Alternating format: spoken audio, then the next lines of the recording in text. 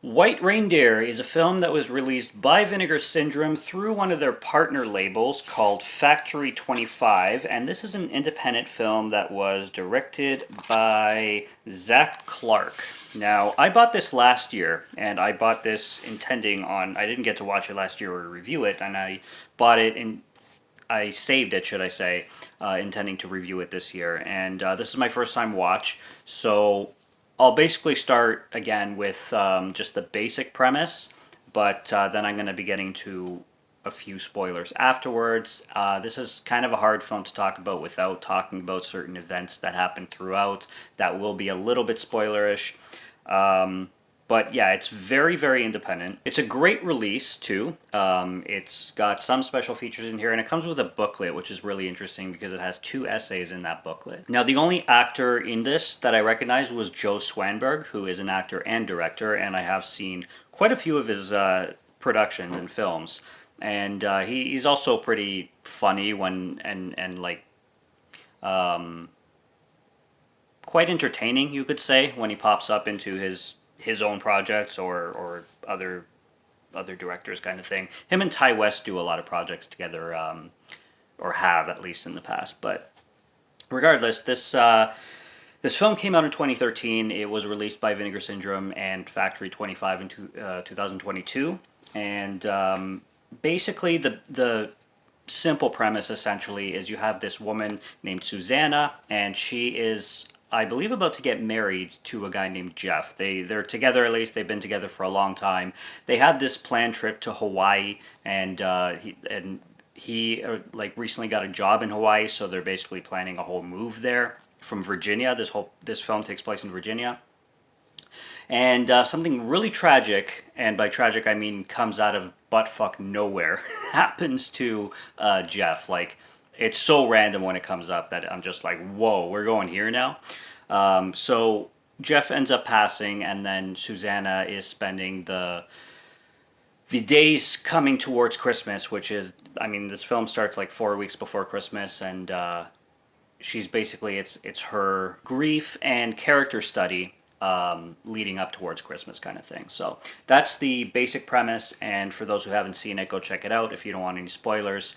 That's all I'll say for now, but from here on out, I'm going to be talking basically about the plot of the film. So basically, Jeff is shot, and like I said, it just comes out of nowhere because she walks into her apartment, and she's a real estate agent, so she sells homes, and at the beginning of the film, she sells a home basically beside her own to this couple named George and Patty, and George is played by Joe Swanberg, and they're this very like nerdy, friendly neighbor kind of couple. Like the George is wearing this like adorable sweater kind of thing, and just their mannerisms, they're that like Ned Flanders type couple kind of thing. They're very like sweet and everything. But as the film goes on, you start to notice that they have a little bit of a kinkier side.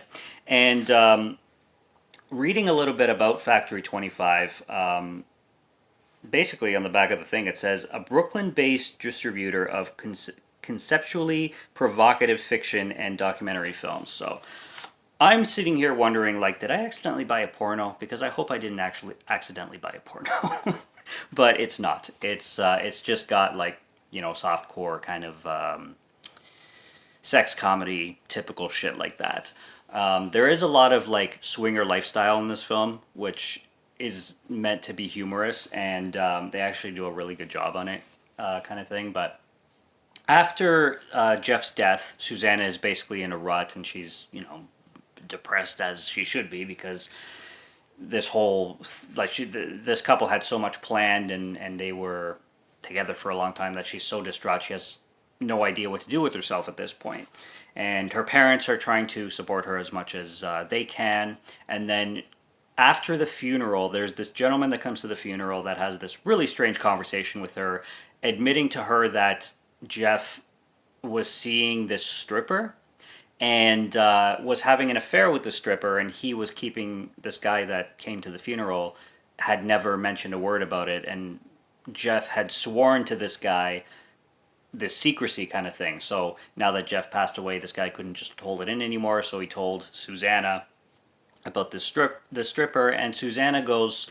She gets it in herself to go meet the stripper, and this stripper is named Autumn, her stage name anyway. Her actual name is Fantasia, which is kind of funny because they both sound like stripper names. But apparently, Jeff was also very much into black women, so he has a whole like history on his internet of like black girl porn and chocolate girl porn and stuff like that. And Susanna's just looking through the whole thing, and Autumn also ends up being a black girl, and she just has this kind of impulse to go meet this woman. She goes to the strip club. She asks for Autumn. They get into this kind of bizarre conversation where you know Autumn is like kind of questioning why she's there in the first place, and they start to hang out because Susanna just wants to kind of insert herself into Autumn slash Fantasia's life, and they start this kind of interesting bond. It doesn't go anywhere like lesbian kind of thing. I was wondering if it was going to go that direction, but it does not. But it deals with grief kind of realistically because knowing about grief, my own, seeing it in other people, you do tend to sometimes behave in unique ways, and grief is so different for everybody too.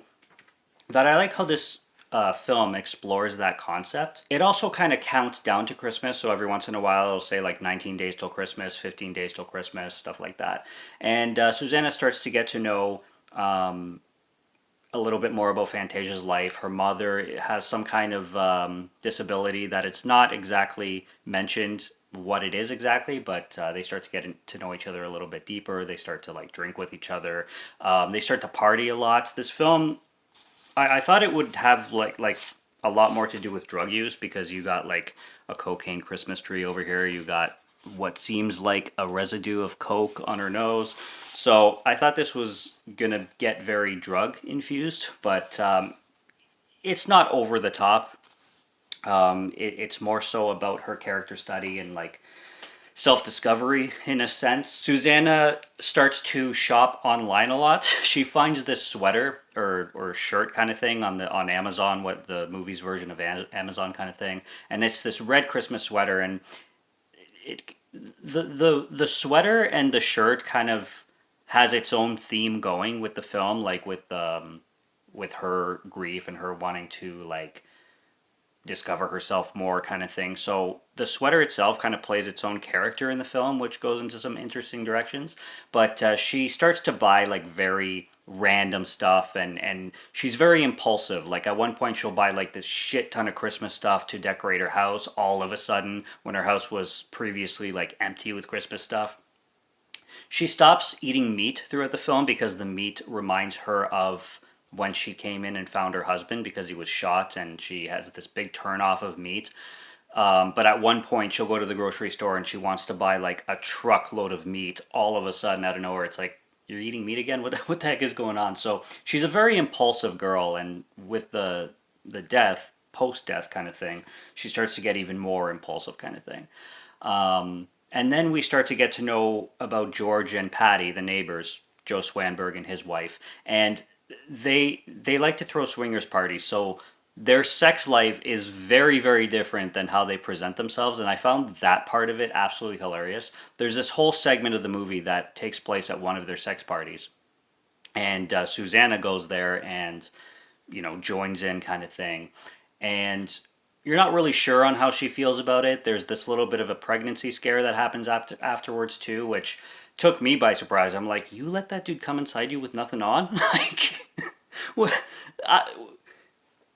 Hey, I get the whole grief thing, but geez, like that was kind of random. And then she's all scared that she's taking pregnancy tests. That she's worried about being pregnant. She has a brother too that apparently he doesn't show up till the end of the film, but he was supposed to stay with his girlfriend and in some other state, I forget which. Everybody wants him to come home for Christmas, including the parents, and he doesn't want to, and he's kind of estranged. But then he shows up randomly at the end of the film, and there's this like heartwarming moment with this conversation that they have.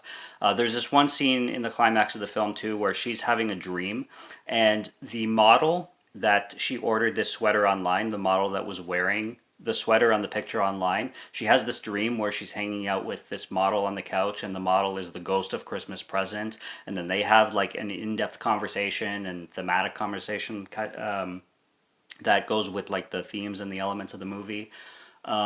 It's pretty deep. It's very independent. I love the independent look of this film, and the cinematography is very good. The writing's quite good, and the acting is quite good, and it's very touching in like a sad but comedic kind of way, and it's very relatable in a lot of ways. Here and there, just like I said, just because the characters are so believable, you buy into their story, you buy into their dilemmas and what they're going through. I really like the character of Fantasia slash Autumn and her struggles too, and her bonding with Suzanne and how they kind of complement each other and help each other out through Christmas and through their lives kind of thing. But yeah, I find it's a very well balanced film. There's a lot of punk rock music in this film, which makes me just take a guess that the director really likes punk rock because there's a lot of like hardcore punk scenes, like Rancid type music that plays throughout. This film also has a lot of strobes that come out of nowhere, like white strobes, and I'm not a strobe fan. They drive me nuts, so I have to kind of like do this when the strobes are going on. Not that I have epilepsy or anything, but they just really, really mess with my head. So there's those. But I thought the film was written and acted very well. And again, I love seeing Joe Swanberg in here. As soon as I saw him on the trailer, I'm like, yeah, I got to check this film out. And I like the lead. Is her name back here? Hopefully it is. Maybe not. But yeah, Anna Margaret Hollyman. She plays the lead of the film, and she's really, really good. And she has to balance like a lot of emotions in this film, and I think she does a really good job doing so. And the director too, Zach Clark, I'm definitely going to check out his other projects because this was a winner, and I definitely want to see what else he has in store with other films. It's not the most heartwarming Christmas film in the world, obviously, for the theme of it and everything, but it's hopeful. It's not bleak. It's not as bleak as the last film I reviewed, All Is Bright, that's for sure. But it's also not like happy go jolly, Christmas music. But I like the ending. The ending is happy and it has a touching ending, and I thought it was really good. For a first time watch of this film, I thought it was really good. And I do recommend White Reindeer a lot. So like I said, Factory 25 and Vinegar Syndrome put it out. It still has some copies with the slipcover, and I like how it comes with those 2 essays and a booklet in here. So it's pretty neat, and yeah, I gave it a 4 out of 5, so I had a really good time with it, and it definitely merits some rewatch value as well.